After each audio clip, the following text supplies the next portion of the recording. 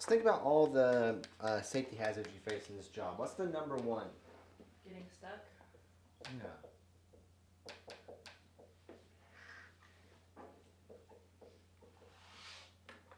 A lot of these hazards they list here on page 27 are just everyday hazards.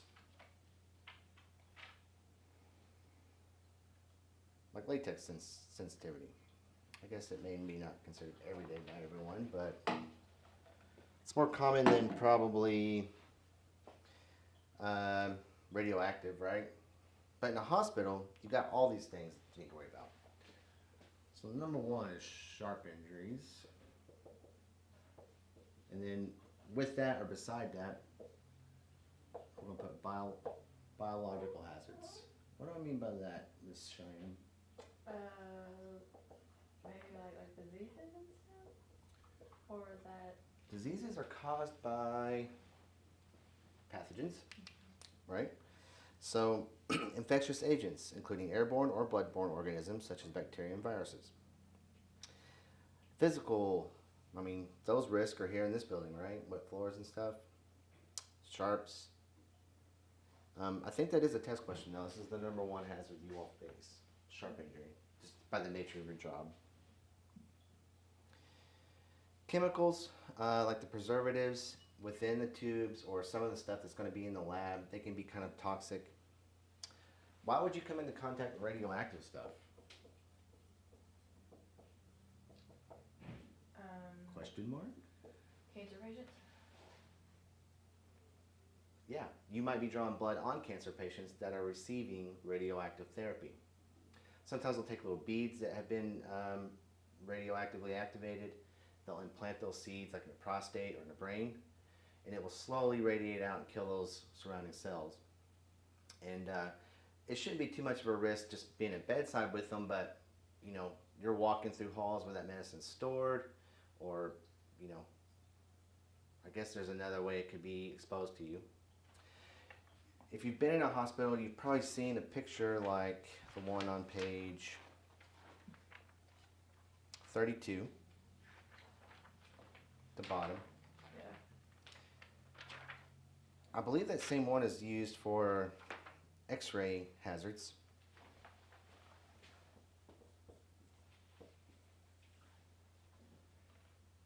I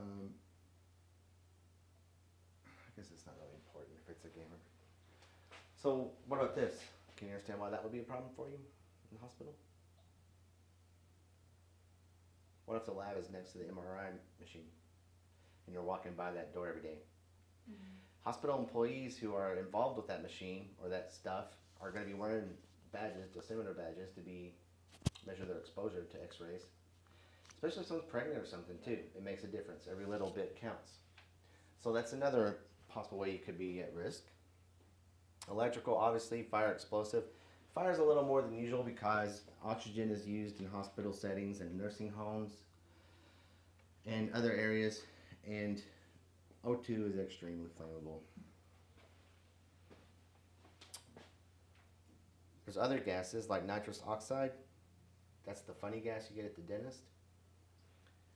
It's tetragenic, if I'm not mistaken, if that's the right word. Harmful to fetuses. Mm-hmm. And so if you're a dental assistant all day, hanging over patients and stuff, that could be a problem. Then why do they give it during labor? Because the baby's already formed, Okay. and you know, it's not gonna really matter. That's why you can take most meds in the second trimester, but not the first when it's still, you know, becoming a human.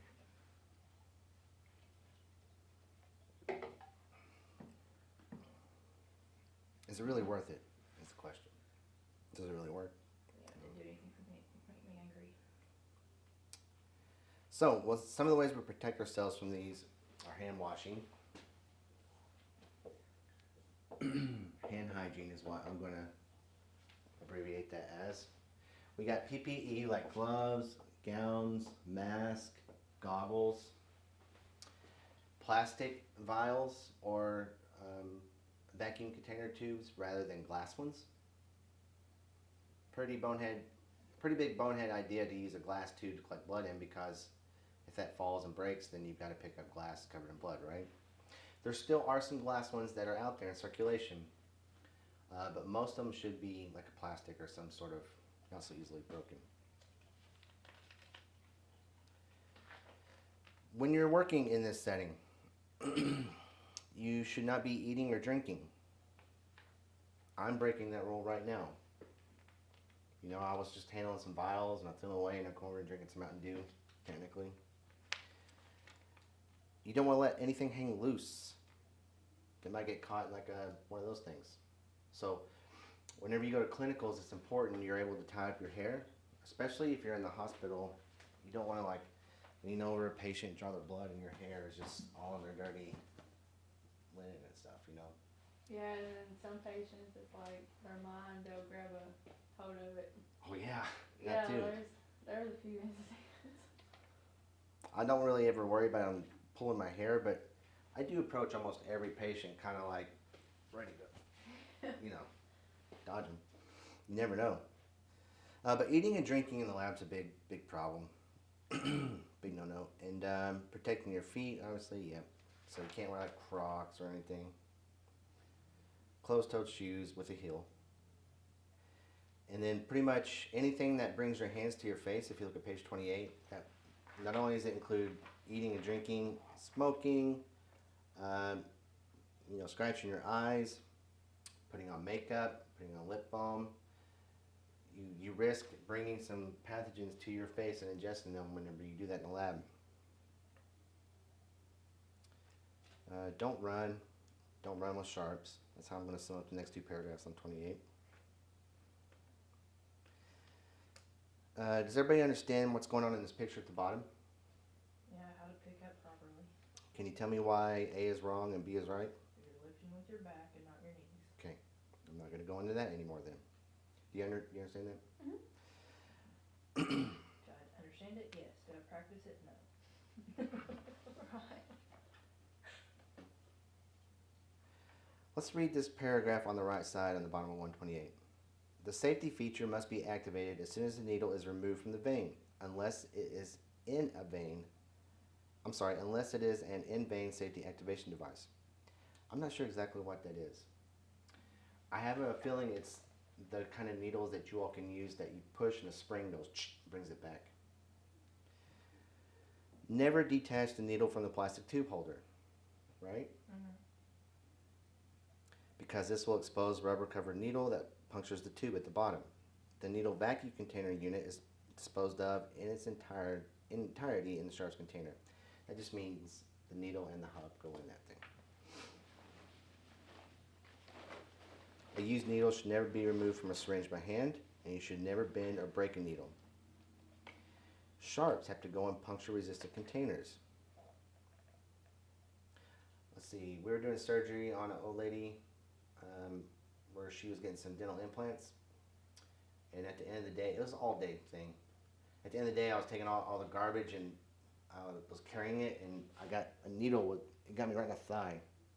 Now it had only went in an IV tube, but it was still, I still needed to go get some blood work drawn and get worked up just in case. And what happens if you do get stuck? I don't want to say it's bound to happen, but it's likely to happen, okay? And you shouldn't like panic or think, well, this is it, my time has come when it does happen. I have one student, she's actually pregnant, gets stuck. I can't remember exactly how it happened, but something where she pulled it out and the patient was just moving, or the tourniquet popped off or something, and she got her thumb. What is supposed to happen? What do you think the first thing you should do is? I'm going to give you a couple options.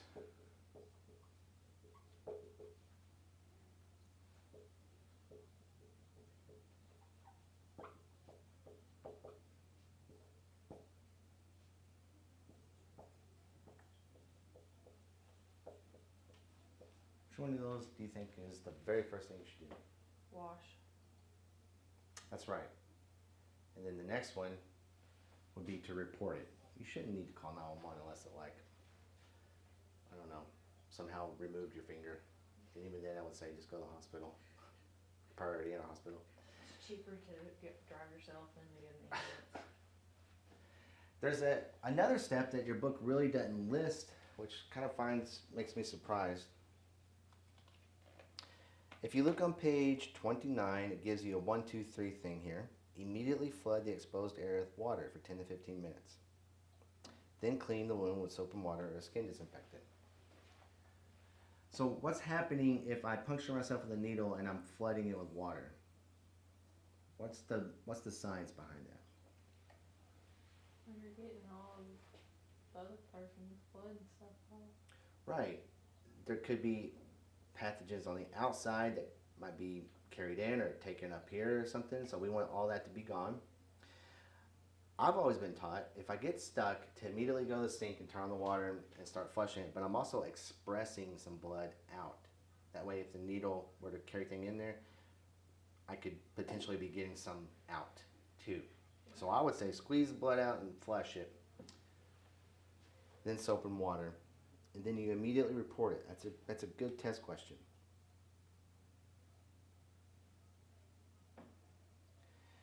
And then everywhere you work at, it's mandated by law.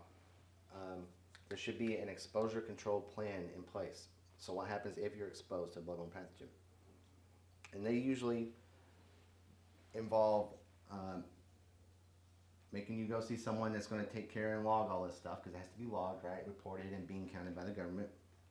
You're going to get medical care, and they'll probably do a baseline set of labs on you and say, okay, we don't see anything right now, obviously, and then you'll probably be told to follow up in 3 or 6 months.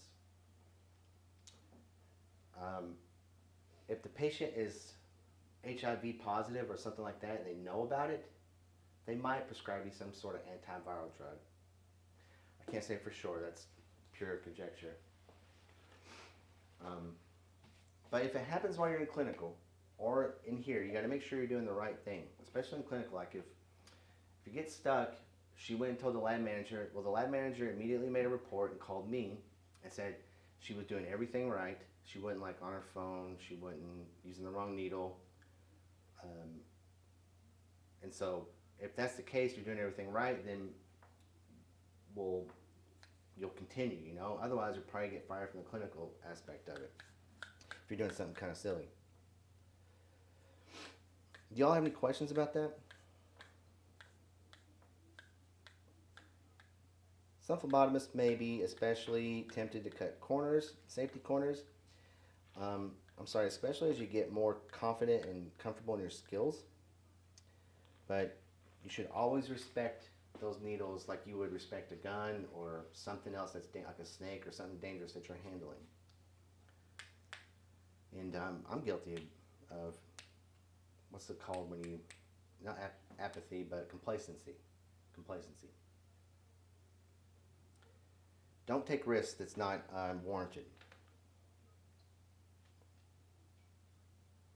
Any questions? Okay, chemical hazards. I'm not going to ask you all to memorize these signs on the next page. You might see one on a test question. I'm just going to guess. I don't even know if it's going to tell us. The book's going to tell us. What do you think this one in the bottom left here is in figure A on page 30? Mercury. Really? I don't think. It doesn't even tell us. It just says. Either that or a paddle. I can't even begin to guess. What's the difference between the two fires? The one at the top middle, I'm sure, is environmentally toxic. And the one on the top left is corrosive. And the one on the middle left is explosive. But just know that that means dangerous. You need to figure out what you're working with. And consult the SDS. So an SDS, give me my eraser. Safety data sheet. Yeah. Pretty much any chemical you find in the workplace, even if it's bleach, there'll be a safety data sheet present on it in some binder somewhere by somebody who is the OSHA liaison. If you've ever worked anywhere, you've probably come in contact with OSHA at one point or another. So they were all up in my business in the Air Force because we were handling explosives. Like I knew them on a name basis. But that SDS, you'll see it in like a couple questions. So make sure you just are familiar with it. Some younger people who haven't had as much work experience really have never heard of that or don't know what it is.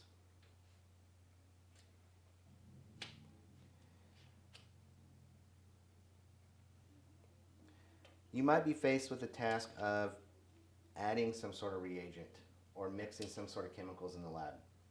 There's a general rule here. That's a good test question, I think, as well. If you need to add or dilute an acid with water, I'm going to put some bubbles up here because this is acid. Should you pour the water into the acid or the acid into the water? What's the safest manner of that? The water into the acid? Wrong. Cause you take the smaller one, put it in the one with more room. Right. There's a potential of like all the water coming out and then that coming out everywhere else too, or pouring it in too much and it's splashing up. So you always add this to the water. And that's right here in this red box on page 31. Never add water to acid, always add acid to water. Other smart things to do. Don't store chemicals above eye level because you're going to look and it can come down.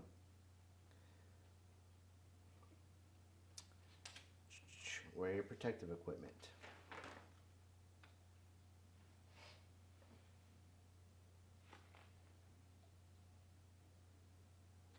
Page 32 tells us a little bit more about radioactive. Let's see what it says here. As a phlebotomist, it's not involved in handling radioactive materials directly, but you may be exposed to small amounts when drawing blood from a patient in the radiology department. For instance, when drawing blood from a patient receiving radioactive treatments or undergoing imagery with radioactive substance. A lot of times radioactive materials are used to mark cells and tumors and things, so they show up on imaging equipment or imaging film.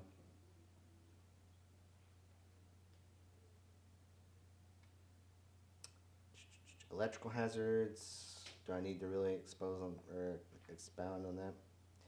CPR at the bottom. I guess one of the things you probably really need to know,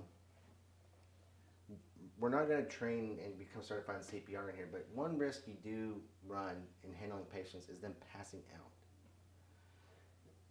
Can you tell me maybe what happens when somebody is passing out or they have a syncopal episode?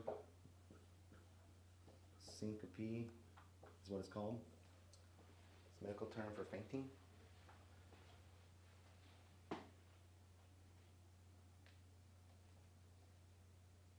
It's a lack of oxygen in the brain. Right. And so it can happen for many different reasons.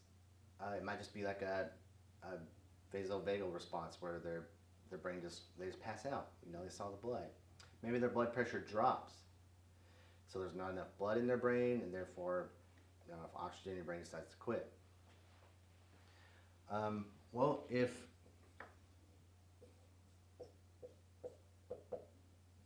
I don't have enough blood up here, I still have all the blood in my body. What can I do to get blood back up there? Move your arms. It's not working. He's still passed out. Oh, he's already passed out. Okay. His eyes were open.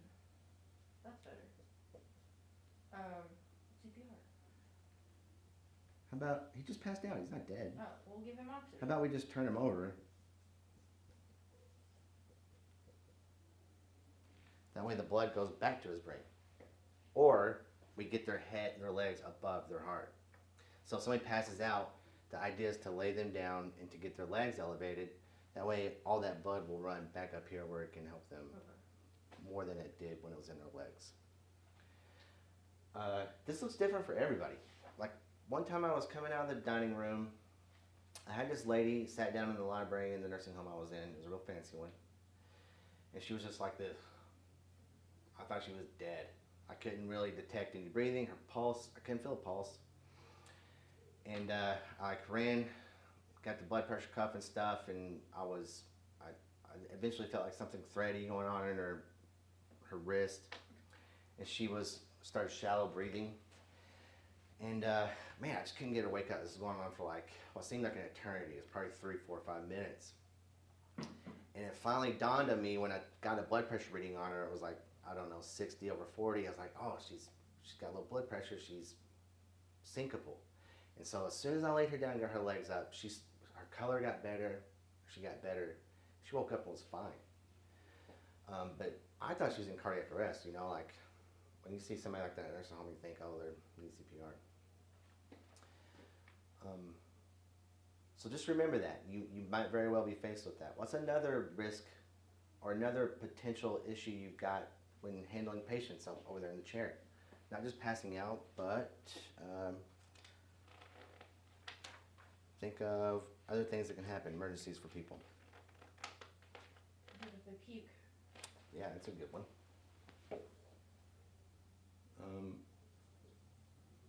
Emesis, also known as the vomit comet.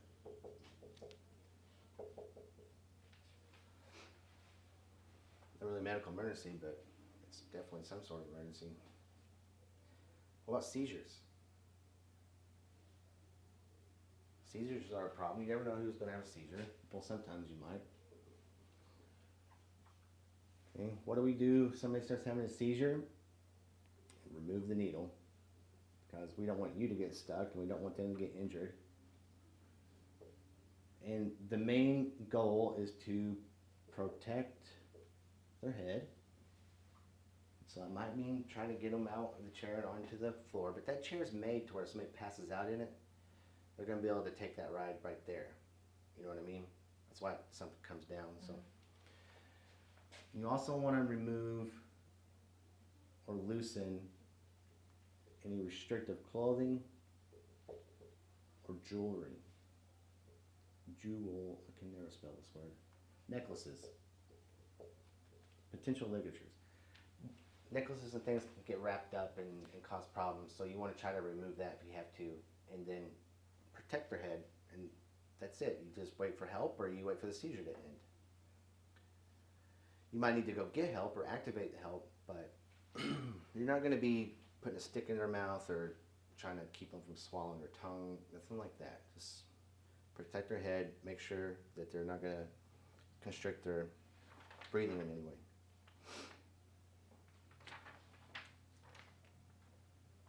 Any questions so far?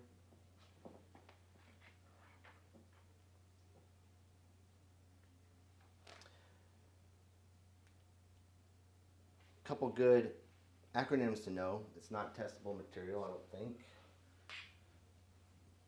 But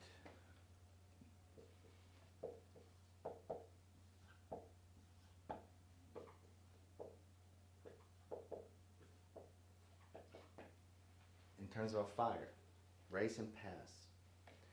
This has to do with fighting the fire and working an extinguisher. You pull the pin, you aim it at the base of the fire, you squeeze the handle, and you sweep it back and forth. Like. I remember one time I found a fire extinguisher in like my great grandfather's basement, and I went outside in the field and was just like, I finally got to do it. It was awesome. This one stands for rescue the patient or inmate injured. Why am I having such a brain fart? Alarm.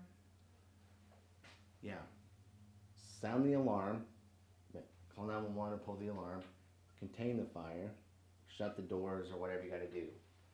And evacuate. Evacuate. This Just a is couple. extinguish. Huh? This is extinguish. Well, my SRNA book says evacuate. I'm good with that. Because they're thinking about a nursing home. I'm good with And that. I honestly would think of that way for you too. Like, you might work for a company that sends you to different facilities to get blood and bring it back to a lab, and you'll be in a nursing home, you know? Yeah. Where is it at in this book? Where do you see that now? Figure 39.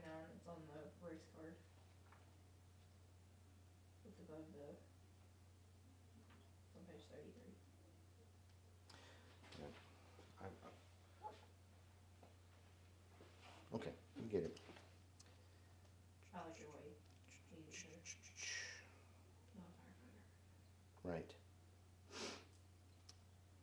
but I'm not going to panic in the fire. There's all kinds of different fire extinguishers, depending on if you're dealing with like a gas fire or a grease fire or electrical fire. You don't want to spray like water on an electrical fire, so you want to use like a chemical powder that would extinguish the fire. Honestly, you'll probably only be faced with universal fire extinguishers, especially in a hospital, unless it's like in a special part of the hospital. I'm not going to push that stuff. The last thing in this chapter that's really important, that you really need to make sure you know, is stuff about this latex allergy. Everybody good up here? All right.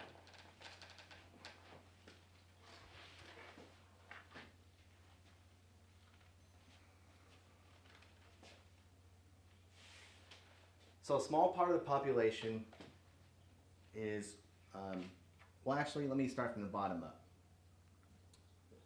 I'm not talking about a medical emergency yet, but I'm getting towards the last medical emergency you probably need to be aware of and able to face or recognize.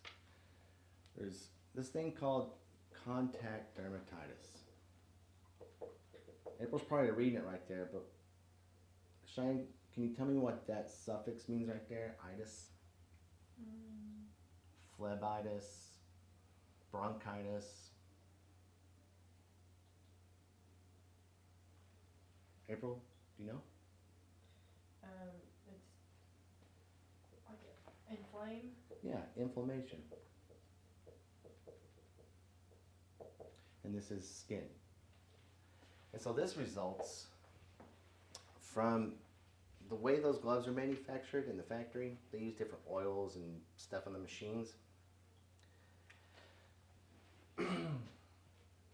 It's just chemicals causing skin irritation. They're left over from the manufacturing process.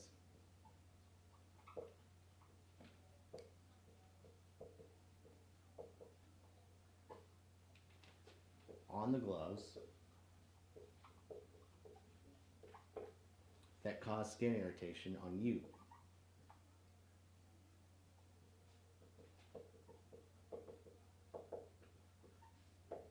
Okay, it usually it almost looks like a rash on your hands. I've had it before. It really happens in the winter when my hands are dry and I'm thinking you're changing gloves all day long for different patients and you're washing your hands, putting them back on, you're putting lotion on.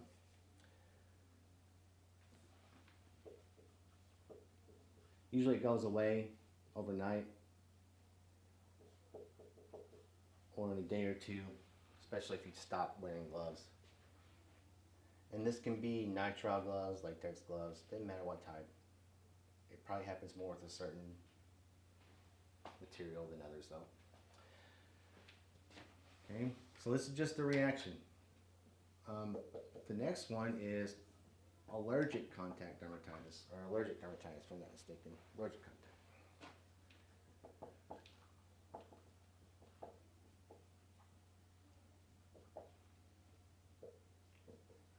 Skin. Am I going too fast? You okay? Page 36, it says, that's a true allergy in which your immune system is reacting to the protein or some other protein that's involved with latex.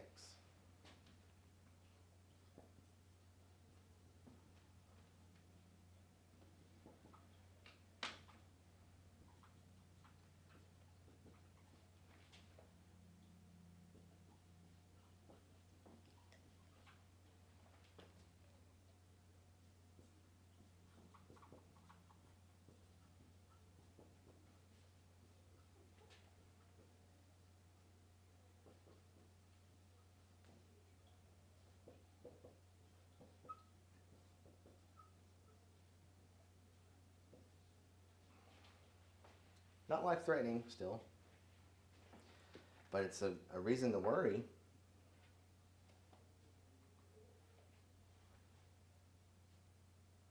Latex is a natural protein produced in trees. Did not know that it came from trees. I think they're in South America actually is where we found it at. Or the rubber tree, the rubber plant, that makes sense. Does it say it in here? No, I just remember that there's a rubber plant. And so when you sweat, your pores open up, some of that protein gets in there, and then you have a chance to react to it. You can either have a problem on your hands where you're wearing the gloves, or it could be a whole body thing where localized or systemic. And then there's the real problem. Well, they're all problems, but here's the real medical emergency, and that's anaphylaxis. And this is a medical emergency.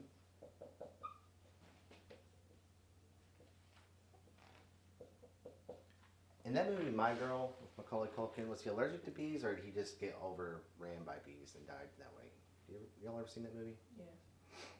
It seems like he had a bee allergy. He had to carry an EpiPen. It's like one sting would just cause him to go into anaphylactic shock. During anaphylaxis, the airway may swell shut, the heart rate may increase, and blood pressure drops. Medicines like epinephrine are needed along with emergency room care. People who are allergic to latex, they usually know they're allergic to latex, but you don't want to be the one person that finds out for them, right? So we always ask if we're unsure. We always go find something different to use if there's even a question about it. And most of our stuff is latex free, but sometimes you'll still see latex.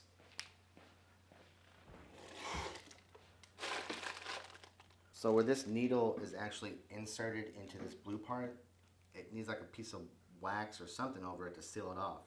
And that could be latex. They could put latex down in there. This thing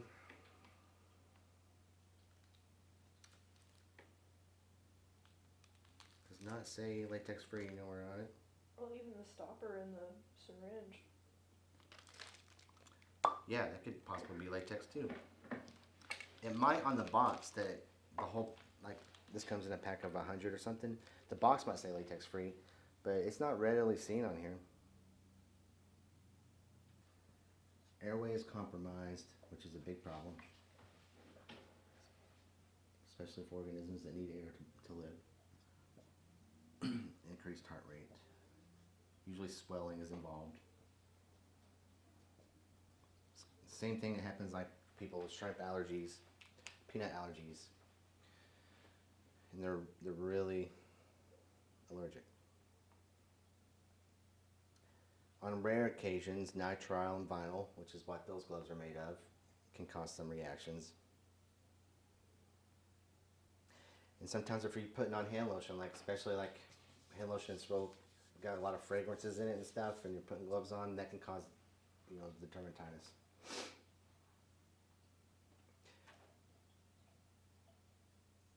I had it happen from overuse of hand sanitizer and the gloves.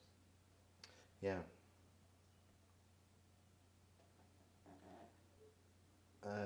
Usually they have lotion, like the soap contains a lotion in the hospital that kind of covers all that stuff. OSHA. Okay. I think that covers that chapter. I want to pause there for a minute.